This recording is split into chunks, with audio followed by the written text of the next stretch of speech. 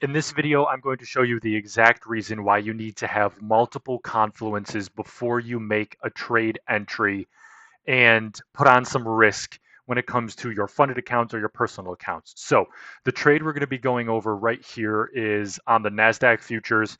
I bought two contracts at 48, sold them at 58 for a 10-point gain, total of $410 profit and loss.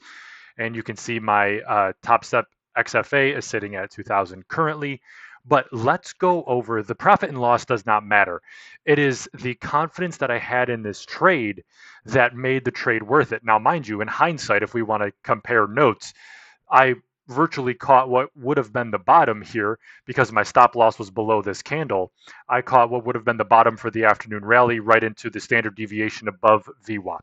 That is a pointless comment, mainly because we have no idea where the market is going, and you could not have predicted that it was going to retrace above VWAP and hit the first standard deviation.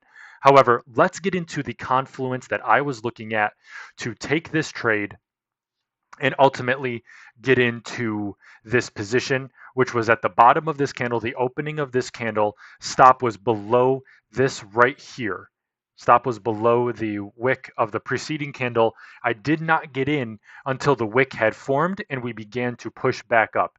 That is why I was able to have a very ease into this trade and be comfortable with that. So let's get into the confluence. The first confluence here is going to be the MACD. On the 5-minute, you can see that the MACD was starting to curve up. You see the entry here.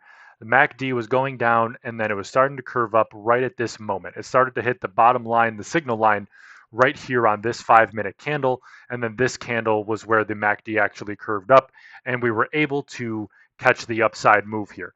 But let's look at what the delta did also. You had negative 236 on the delta here, cumulative volume delta, after this very large volume event. So we had a push up, 486 total volume, a very small red inside candle that barely retraced this large volume event. And what I did was I actually plotted out the Fibonacci retracement for this candle. I wanted my entry to be somewhere here on the 50% at the top of this preceding wick. That never happened.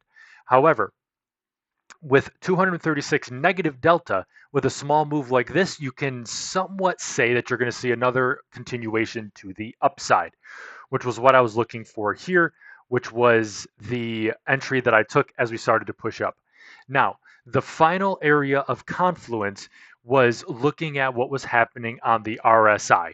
Now, I know everyone has their opinions on stochastics, EMAs, indicators that they're all lagging and they don't show real-time price action. But what you can look at is look for, I should say, is divergence within those indicators. So let's draw a line here from the bottom of this swing low to the bottom of that swing low. Okay, now we'll do the same thing here on the RSI. What do you notice is that this virtually looks like a double bottom within reason. The wicks are very close to being within, the same touch point. However, you'll notice that this swing low right here on this candle and this candle was much lower, and I'll plot this out with a circle just to make this super easy, was much lower than this swing low, showing that buyers were gaining strength in this area of interest and we could expect to see a move up. So as we saw this push up, we hit the top of the line here and we started to pull back. This to me looked like somewhat of a bull flag scenario. When you look at how we came down, now mind you, this is very difficult to do in real time. This is hindsight. But what I'm showing you is we had a push up, flag move. You'll notice that the RSI is moving down, but price action really isn't following suit. And then we had our push up.